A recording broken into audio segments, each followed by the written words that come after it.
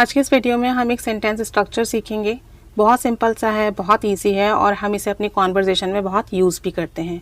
अगर ऐसा है, आप अगर ऐसे बोलते हो किसी भी सेंटेंस में कि अगर ऐसा है तो हम कल मिल लेंगे, या अगर ऐसा है तो हमें मेहनत करनी चाहिए।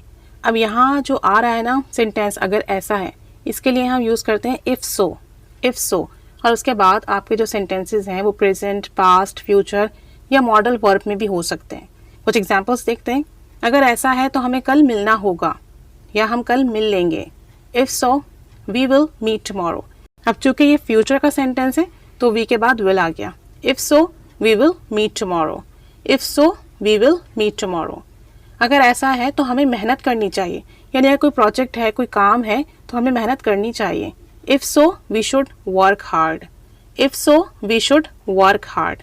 अगर ऐसा है तो हमें ज़्यादा पैसों की ज़रूरत होगी, यानी हम कुछ ख़रीदने जा रहे हैं तो हमें पता चला कि ये चीज़ ज़्यादा महंगी है, तो हम कहेंगे अगर ऐसा है तो हमें ज़्यादा पैसों की ज़रूरत होगी। If so we will need more money. If so we will need more money. अगर ऐसा है तो तुम्हें उससे शादी नहीं करनी चाहिए, यानी तुम्हें उस लड़की के बारे में कुछ नेगेटिव बात पता चली है तो तुम्हें उससे शादी नहीं करनी चाहिए। If so you shouldn't marry her. If so you shouldn't marry her. अगर ऐसा है तो तुम्हें इंग्लिश सीखना पड़ेगी। If so you will have to learn English. पढ़ेगी के लिए हम यूज़ करते हैं विल हैव टू, फ्यूचर के लिए। So if so you will have to और फिर वर्ब की फर्स्ट फॉर्म आती है।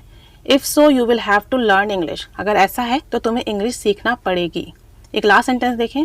अगर ऐसा है तो तुम्हें मुझे पहले बताना चाहिए था।